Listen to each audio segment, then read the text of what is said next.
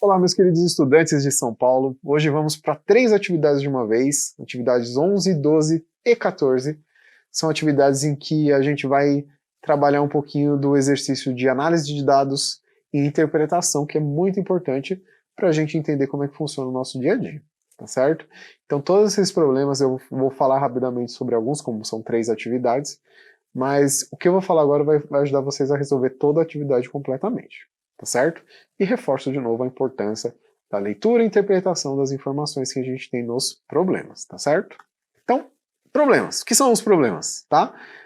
Os nossos problemas do cotidiano nem sempre têm uma única solução, nem sempre tem apenas uma solução e, às vezes, não tem nem como responder. Então tem alguns problemas que na nossa vida não tem como responder, não tem essa resposta, ou então eu posso resolver de várias maneiras, ou eu só consigo resolver de uma única forma.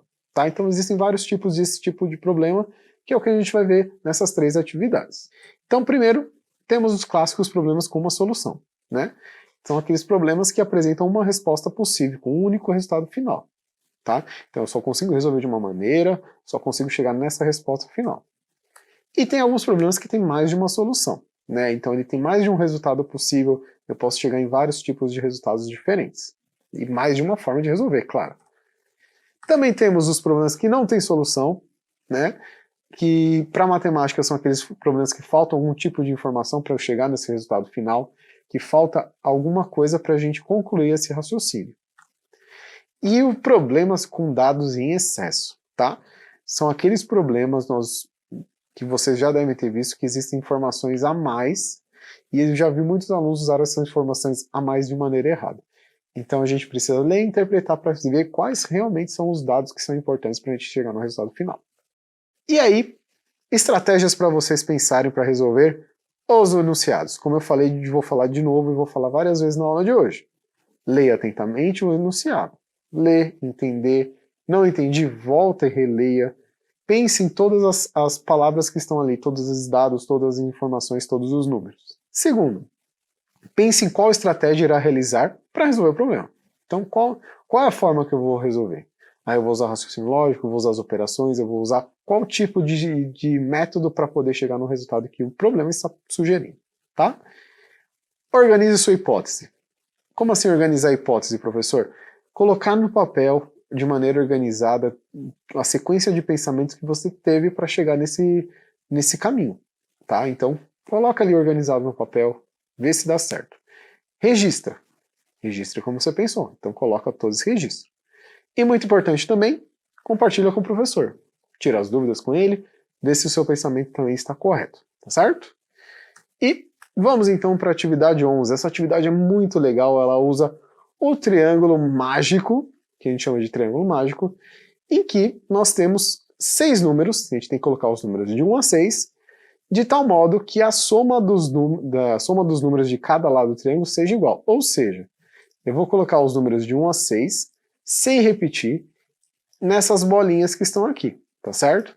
Não posso repetir o número, e da seguinte maneira, esses 3 somados tem que dar o mesmo resultado que esses 3 e tem que dar o mesmo resultado que esses 3, certo? Então, como vocês vão fazer isso? Aí vocês vão colocar a estratégia de vocês.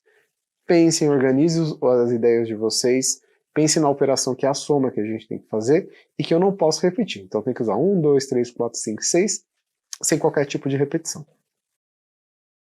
E tem a atividade 2. A atividade 2 é a mesma ideia, só que ele já dá o resultado para vocês. Então ele já dá os números e quais são os resultados que vocês têm que chegar. Mas tem que ser feita a soma, que se vocês conseguirem fazer a primeira e a segunda, vocês vão matar, vai ser muito fácil.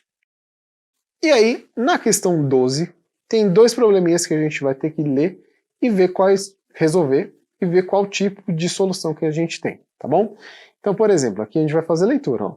Maria José fez um bolo para 8 pessoas e sua receita incluiu 3 xícaras de chá de açúcar e 6 ovos.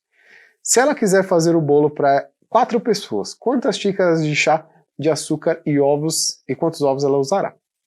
Então aqui vocês vão resolver a questão e vão marcar. Esse problema não tem solução, tem uma resposta só, Tem várias respostas ou tem infinitas, certo? Então resolvam, usem o pensamento de vocês, leiam e interpretem, muito importante, e marquem qual é o tipo de solução. E na questão número 2, é a mesma ideia, tá bom? Um avião tem esse prefixo aqui e vai levar os passageiros de São Paulo ao Paraná.